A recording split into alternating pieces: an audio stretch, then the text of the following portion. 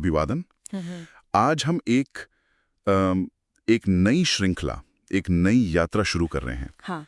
हमारे पास ब्रह्मर्षि श्री वशिष्ठ जी के 108 सदुपदेशों पर आधारित एक दस्तावेज है। तो आने वाली कुछ चर्चाओं में हम कोशिश करेंगे कि इन गहरी शिक्षाओं से जरूरी ज्ञान और समझ की कुछ बातें निकाल सकें। इसे आप ऐसे समझ सकते हैं कि हम सीधे प्राचीन ज्ञान के स्रोत से जीवन को बेहतर समझने की कोशिश कर रहे हैं। आज हम सबसे पहले देखेंगे इस संग्रह की प्रस्तावना। ये शिक्षाएं कहाँ से आईं, क्यों जरूरी हैं, और फिर अध्याय 1 पर बात करेंगे। वो अध्याय कर्म, पुरुषार्थ मतलब हमारे अपने प्रयास, और प्रारब्ध जिसे हम भाग्य कहते हैं, उसके रिश्ते को समझाता है। तो चलिए इस ज्ञान सागर में उतरते हैं। जी बिल्कुल। ब्रह्मर्षि वशिष्ठ जी का नाम तो भारतीय दर्शन और अध्यात्म में बहुत ही आदर से लिया जाता है। और ये उपदेश, जैसा आपने कहा, मुख्य रूप से योगा वशिष्ठ महारामायण से लिए गए हैं। महान ग्रंथ है ये। हाँ, सुना है। जिसके मूल उपदेशक तो वशिष्ठ जी ही थे, पर लिखा इसे आदि कवि वाल्मीकि जी ने। ये ज्ञान उन्होंने भगवान श्री राम को दिया था उस समय जब राम जी जीवन के अर्थ को लेकर, दुखों को लेकर थोड़े द्वंद्व में थे। अच्छा। और जरूरी बात यह है कि योग वाशिष्ठ सिर्फ कोई सिद्धांत या फलसफा नहीं है। ये तो आत्मज्ञान और जीवन जीने की कला का एक प्रैक्टिकल गाइड है एक तरह से। और श्री महावीर प्रसाद शर्मा जी ने जो ये 108 सद उपदेश संकलित किए हैं, ये उस बड़े ज्ञान सागर से चुने हुए कुछ अनमोल मोती जैसे हैं, साधक को प्रेरणा देने के लिए आत्म खोज के रास्ते पर। प्रस्तावना में कुछ बहुत गहरे विषयों का जिक्र है। आत्मा, परमात्मा, जीवन मृत्यु, बंधन मोक्ष, मन, इंद्रियां, ये दुनिया कैसी है, ये सब। तो क्या ये 108 उपदेश इन मुश्किल विषयों को समझने की चाबी जैसे हैं? हाँ, बिल्कुल सही समझा आपने। ये उपदेश इन्हीं गूढ़ विषयों के व्यावहारिक पहलू पर रोशनी डालते हैं। मतलब ये सिर्फ किताबी बातें नहीं है, बल्कि जीवन में उतारने के लिए हैं। ये तो जैसे अंधेरे में रास्ता दिखाने वाले टॉर्च की तरह हैं, जो हमें खुद सत्य खोजने की तरफ बढ़ाते हैं। चलिए इसी सोच के साथ अध्याय 1 में चलते हैं। शीर्षक है कर्म, पुरुषार्थ और प्रारब्ध का रहस्य। ये शायद जीवन के सबसे बड़े सवालों में से एक है कि हमारी किस्मत कितनी पहले से लिखी है और हम अपनी कोशिशों से उसे कितना बदल सकते हैं। क्या कहते हैं? हाँ, ये अध्याय इसी बड़े सवाल से जुड़ा है। सबसे पहले तो ये प्रारब्ध को समझाता है। दस्तावेज के अनुसार प्रारब्ध है हमारे पिछले जन्मों के कर्मों का इकट्ठा हुआ फल। इसी वजह से हमें ये शरीर मिला, ये परिवार, ये हालात, जीवन की शुरुआती जो भी परिस्थितियां हैं, ये वो नींव है जिस पर आज की जिंदगी की इमारत खड़ी है। तो इसका मतलब ये हुआ कि हम पूरी तरह से अपने पिछले कर्मों के गुलाम हैं। क्या हमारे हाथ में कुछ नहीं है फिर? नहीं। यहीं पर पुरुषार्थ का सिद्धांत आता है, और ये इस अध्याय का शायद सबसे शक्तिशाली संदेश है। पुरुषार्थ मतलब इस जीवन में हमारे द्वारा सोच समझकर इरादे के साथ किए गए कर्म, हमारी सोच, हमारे शब्द, हमारे काम, ये सब पुरुषार्थ है। और सबसे जरूरी बात जो ये दस्तावेज बार बार कहता है, वो ये है कि प्रारब्ध कोई पत्थर की लकीर नहीं है, उससे बदला जा सकता है। बदला जा सकता है, ये तो सुनने में काफी बड़ी बात लगती है। स्रोत इसे कैसे समझाता है? कोई उदाहरण है? जी, सदुपदेश 1 में एक बहुत सटीक किसान का उदाहरण है। सोचिए, एक किसान है, उसे विरासत में जमीन मिली, ये उसका प्रारब्ध हो गया।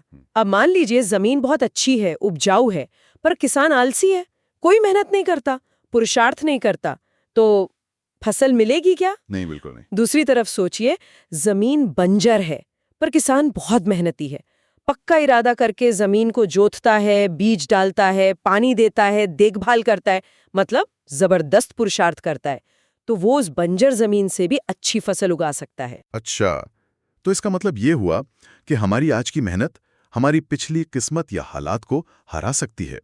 क्या पुरुषार्थ सच में प्रारब्ध से ज्यादा ताकतवर है? सदुपदेश 1, 3, 5, 6 और 7 ये सब इसी बात पर जोर देते हैं। सदुपदेश 7 में तो प्रारब्ध और पुरुषार्थ की तुलना दो लड़ते हुए सांडों से की गई है। अच्छा। हाँ, और कहा है कि जीतता वही है जो ज्यादा बलवान हो, ज्यादा तेज हो।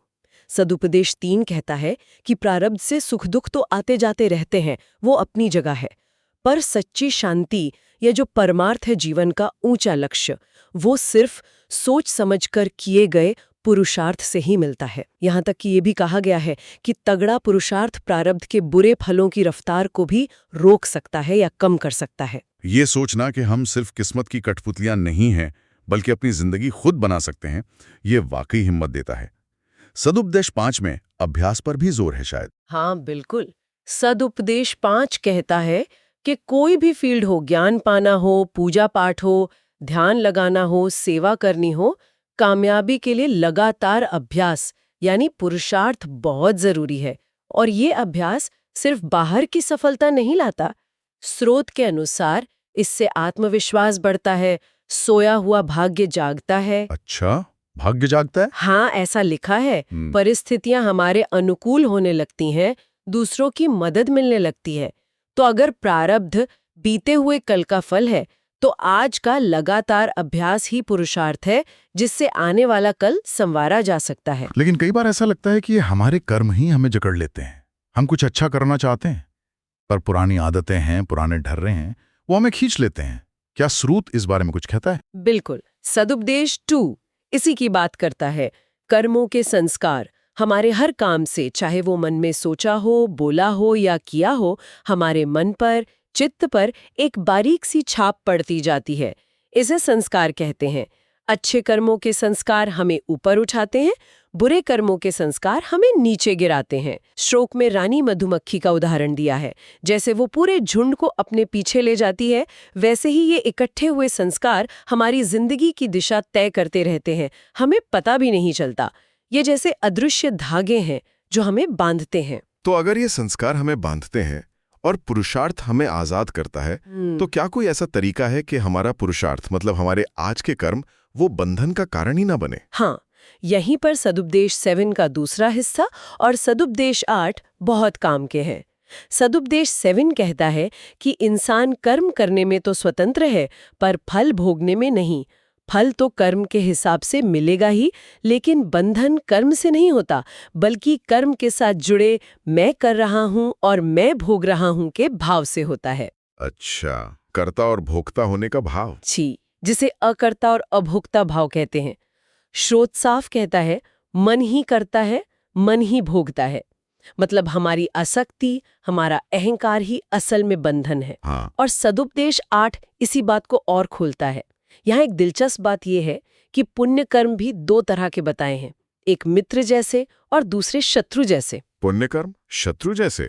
वो कैसे? हाँ, जब कोई अच्छा काम बिना किसी इच्छा के, फल की चाहत के या मैंने किया वाले अहंकार के बिना किया जाता है, सिर्फ कर्तव्य समझकर या सबकी भलाई के लिए, तो वो मित्र जैसा होता है। वो ज्ञान पाने में और मोक्ष में मदद करता है। और शत्रु रूपी पुण्य कर्म? और जब वही अच्छा काम फल की इच्छा से, नाम कमाने के लिए या किसी स्वार्थ वाली आसक्ति से किया जाता है, तो वो शत्रु जैसा बन जाता है। भले ही उसका तुरंत फल सुखद लगे, पर वो हमें अहंकार और इच्छाओं के जाल में और ज्यादा फंसा देता है।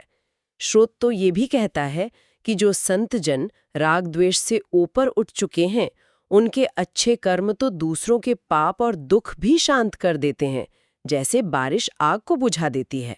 ये दिखाता है कि कर्म करते समय मन का भाव कितना महत्वपूर्ण है। पुरुषार्थ करते समय सही समय और सही मार्गदर्शन का भी तो महत्व होगा ना। बिल्कुल। सदुपदेश 4 इसी पर है। ये सफलता के लिए 3 चीजें जरूरी बताता है। शास्त्रों का अभ्यास यानी सही ज्ञान, गुरु का उपदेश यानी सही मार्गदर्शन, और अपना प्रयत्न यानी सही काम। और शास्त्रों का निचोड़ क्या बताया है? मन को बुरे से हटाकर अच्छे में लगाना। इसमें समय पर काम करने की अहमियत भी बताई है। सही समय पर किया गया ठीक ठाक प्रयास भी ज्यादा फल देता है, जबकि समय निकल जाने पर बहुत बड़ी कोशिश भी बेकार हो सकती है। तो अलर्ट रहना जरूरी है। तो अगर हम अध्याय 1 के इन सारे उपदेशों को एक साथ रखकर देखें, तो सार क्या निकलता है? हमारे लिए मुख्य बात क्या है? मेरे ख्याल में सबसे बड़ी बात यह है कि जिंदगी प्रारब्ध और पुरुषार्थ का एक डायनामिक बैलेंस है। हम अपने अतीत के असर से पूरी तरह मुक्त नहीं हैं। वो हमारी शुरुआती कंडीशन तय करते हैं, वो प्रारब्ध है। लेकिन हम उसके कैदी भी नहीं हैं। हमारे पास इस पल में, आज, सोच समझकर इरादे से कर्म करने की आज़ादी और ताकत है। वो पुरुषार्थ है। और यही पुरुषार्थ न सिर्फ हमारे भविष्य को बना सकता है, बल्कि प्रारब्ध के बुरे असर को भी कम या बदल सकता है। यानी कंट्रोल हमारे हाथ में। अतीत में नहीं, बल्कि आज, अभी। और अहंकार के अकर्ता अभोक्ता भाव से किया गया पुरुषार्थ हमें आजाद करता है, जबकि इच्छा से भरा काम, चाहे वो अच्छा ही क्यों ना हो, हमें बांधता है। इसलिए पुरुषार्थ सिर्फ काम करना नहीं है, बल्कि सही भाव से काम करना है। सदुपदेश 6 में जिसे उत्तम पुरुषार्थ कहा गया है, सदाचार और सच्चे ज्ञान को पाने की कोशिश। तो इस सब का मतलब ये हुआ कि हमें किस्मत को कोसने या हाथ पर हाथ रखकर बैठने के बजाय अपने आज के कर्मों पर ध्यान देना चाहिए, पूरी जागरूकता और सही नियत के साथ। हाँ, मुझे लगता है इन शिक्षाओं का प्रैक्टिकल मैसेज यही है। ये हमें जिम्मेदारी लेने और अपनी जिंदगी में एक्टिव रोल निभाने की प्रेरणा देता है।